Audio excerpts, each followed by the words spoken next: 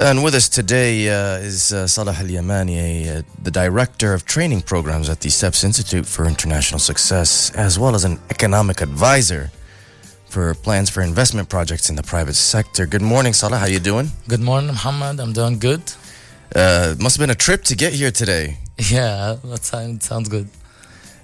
Starting off, how does Steps for Success International help the Palestinian community? Looking at, the prices increases in the market and the high cost of living. Yeah, of course. First of all, let me actually introduce a brief about the institute.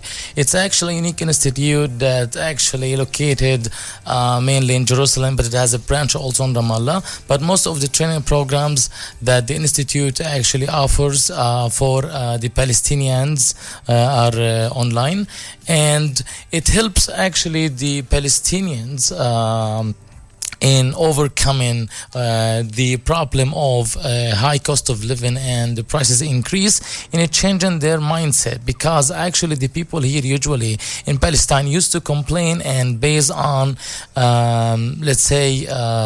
traditional ways of getting their incomes, and that incomes actually that they get are fixed, so they cannot adapt to the increase of the prices in the market. But if they change their mindset through the trainings that we do and give in the institute, they can actually change their vision and also way of getting income through different economic practices and businesses, so they can adapt and see the change of the prices something usual, because actually the prices increase in Palestine is not something local, it's something international, as also it's a consequence of COVID-19 crisis.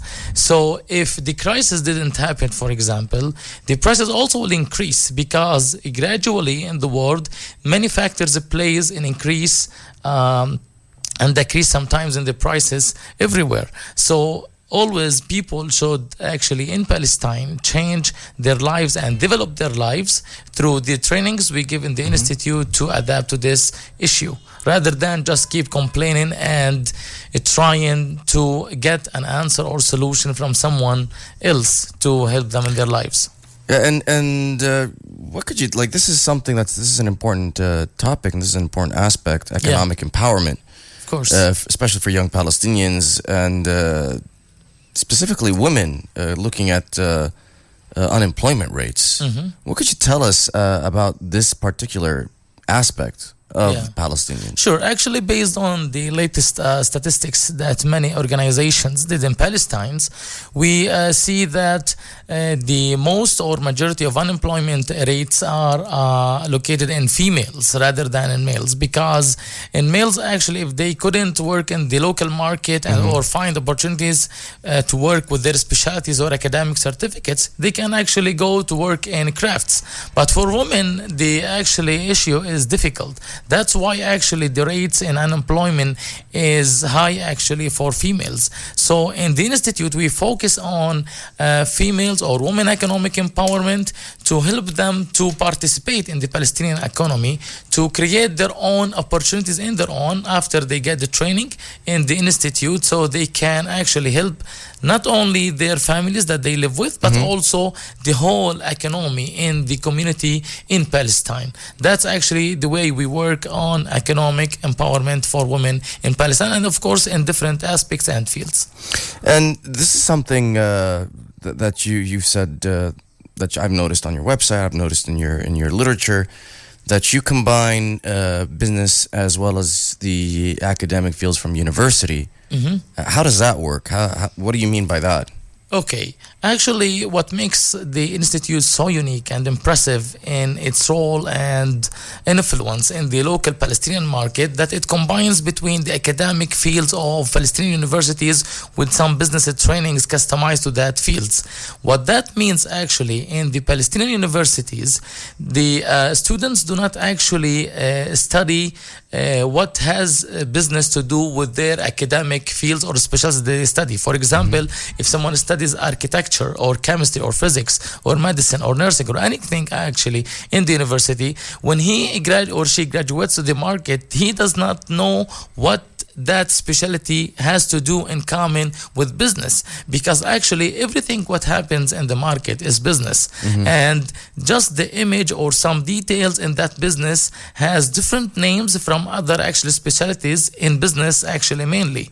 So everyone works with the clients, works with patients, works with agents in the market in presenting services or commodities, but at the end of the day, each kind of specialty in the universities has to be combined with business. So, for example, what we do in the institute practically, we combine, let's say, architecture with business, and this program actually gives the architects to know how they can work in creating their own opportunities in the market and architecture. Because as architect, actually, I can work through social platforms and also other technologies to present the designs that he can actually present or exchange those services with the clients that they need them, of course, for getting payments and making his own opportunity in architecture, rather than just keep searching for jobs in architectural companies in the local market. Same thing to other specialties like medicine, nursing, and also other fields in universities. Could you tell us some success stories that you have achieved recently, especially in Jerusalem? Could you tell us a little bit more, like a little more about the success of people who went to your organization and more? Yeah, of course. Actually, in Jerusalem, we could make a nice success with a nice lady, actually. And she's an interior designer.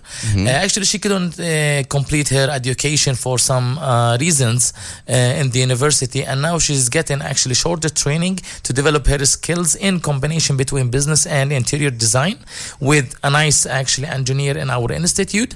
And now she is working in giving and designing good masterpieces of interior designs for different clients in Jerusalem, because in Jerusalem there are many obstacles for people there to work, especially, or let's say mainly, if they cannot actually speak Hebrew, and also if they do not have some certified certificates that some times are required in some organizations. So that's the way we can change people's lives. And same thing, we have some success stories in West Bank. We could make a good success with physiotherapist in Hebron. She actually could, after training in the institute, establish her own business by doing something called online booking for physiotherapy sessions or appointments in a private. And now she is making good income in less than 1 month. And this is actually something so impressive to make their own, to make a private business in less than 30 days and start making money, and also presenting the services to the community that they need from this field. Also, we did a good success with a nice engineer from Bethlehem. She's Miss Dina Lassa. She's an architect, and also she has now a virtual architectural office. She's given and designing many pieces to different clients from West Bank and also in Jerusalem, and getting her payments from those clients. And she is developing also her skills with her experiences with the community.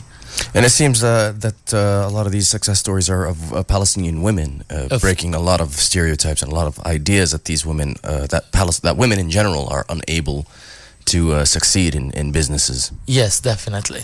Well, thank you very much for your time, ladies and gentlemen. That was Saleh Alyamani, the Director of Training Programs at the STEPS Institute for International Success, as well as an economic advisor for plans in investment projects in the private sector. Thank you again for your time. Thank you for being with us here. Thank you, Mohammed.